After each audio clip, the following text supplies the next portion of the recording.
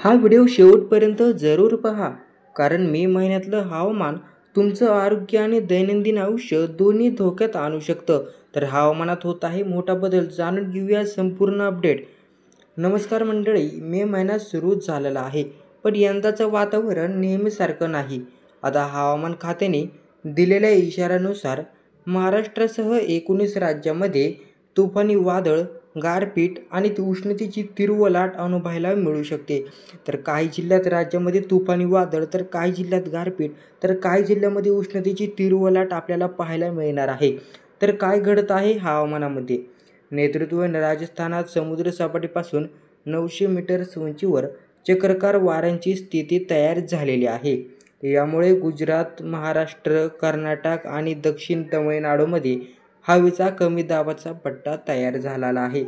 परिणामी उष्णता आणि दमट हवामानाने त्रस्त होणाऱ्यांची संख्या झपाट्याने वाढ होत आहे. महाराष्ट्रात काय स्थिती आहे जाणून घेऊया. नागपूरमध्ये जोरदार वादळ आणि पावसासह काही ठिकाणी गारपीट झालेली आहे. भंडारा, गोंदिया आणि चंद्रपूर जिल्ह्यातही गारपिटीने थैमान घातलं. मुंबईत उष्णतेने कहर केला असून तापमान प्रचंड वाढलेलं आहे. आरोग्यावर होणार परिणाम. जास्त तापमानामुळे नागरिकांमध्ये डोकेदुखी, घसादुखी, मळमळ, चक्कर येणे अशा त्रासांचं प्रमाण वाढलेलं आहे. डॉक्टरांनुसार विषाणूजन्य संसर्गही याच हवामानामुळे वाढत आहे.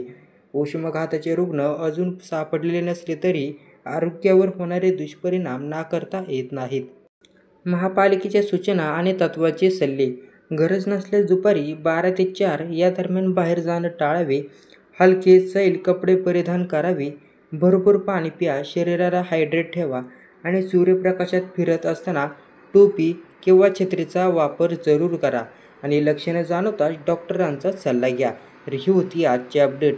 व्हिडिओ महत्त्वपूर्ण वाटला असेल तर तुमच्या मित्रांना नक्की शेअर करा आणि चॅनलला सबस्क्राईब करा. धन्यवाद.